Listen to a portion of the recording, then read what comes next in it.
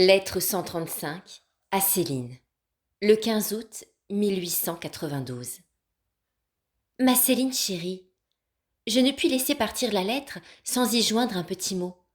Pour cela, je suis obligée de dérober quelques instants à Jésus, mais il ne m'en veut pas, car c'est de lui que nous parlons ensemble. Sans lui, nul discours n'a de charme pour nos cœurs. Céline, les vastes solitudes, les horizons enchanteurs qui s'ouvrent devant toi doivent en dire long à l'âme. Annotation.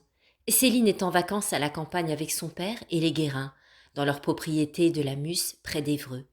Quelques semaines auparavant, Louis, à moitié paralysé, a été autorisé à sortir de l'hôpital car il ne présente plus aucun danger, ni pour lui-même, ni pour les autres.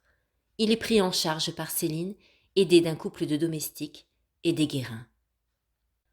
Moi, je ne vois pas tout cela, mais je dis avec saint Jean de la Croix, j'ai en mon bien-aimé les montagnes, les vallées solitaires et boisées, etc. Annotation, Jean de la Croix, Cantique spirituel, strophe 14. Et ce bien-aimé instruit mon âme, il lui parle dans le silence, dans les ténèbres. Dernièrement, il m'est venu une pensée que j'ai besoin de dire à ma Céline. C'est un jour que je pensais à ce que je pouvais faire pour sauver les âmes. Une parole de l'Évangile m'a montré une vive lumière. Autrefois, Jésus disait à ses disciples en leur montrant les champs de blé mûr, « Levez les yeux et voyez comme les campagnes sont déjà assez blanches pour être moissonnées. » Jean chapitre 4, verset 35. Et un peu plus tard, « À la vérité, la moisson est abondante, mais le nombre des ouvriers est petit. Demandez donc au maître de la moisson qu'il envoie des ouvriers. » Matthieu chapitre 9, verset 37-38. Quel mystère! Jésus n'est-il pas tout-puissant? Les créatures ne sont-elles pas à celui qui les a faites? Pourquoi Jésus, dit-il donc, demandez au maître de la moisson qu'il envoie des ouvriers? Pourquoi? Ah, c'est que Jésus a pour nous un amour si incompréhensible qu'il veut que nous ayons part avec lui au salut des âmes. Il ne veut rien faire sans nous. Le Créateur de l'univers attend la prière d'une pauvre petite âme pour sauver les autres âmes rachetées comme elle au prix de tout son sang.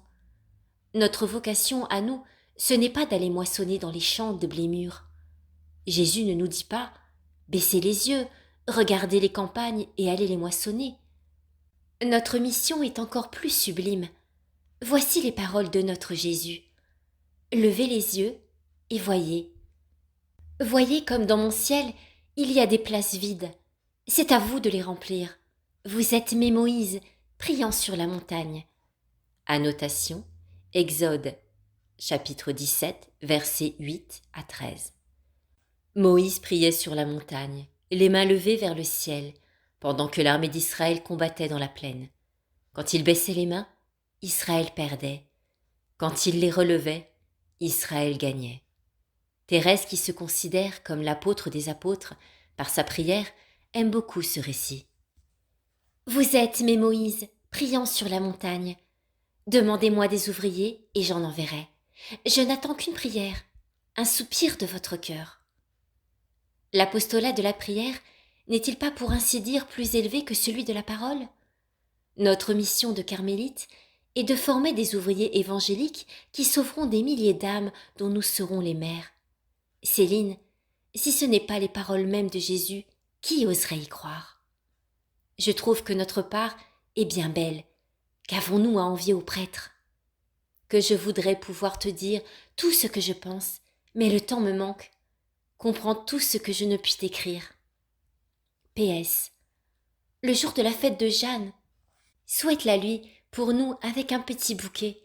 La règle ne nous permet pas de le faire, mais dis-lui que nous penserons encore davantage à elle. Embrasse tout le monde pour moi et dis-leur tout ce que tu pourras trouver de plus gentil. Si tu trouvais de la bruyère, cela me ferait plaisir.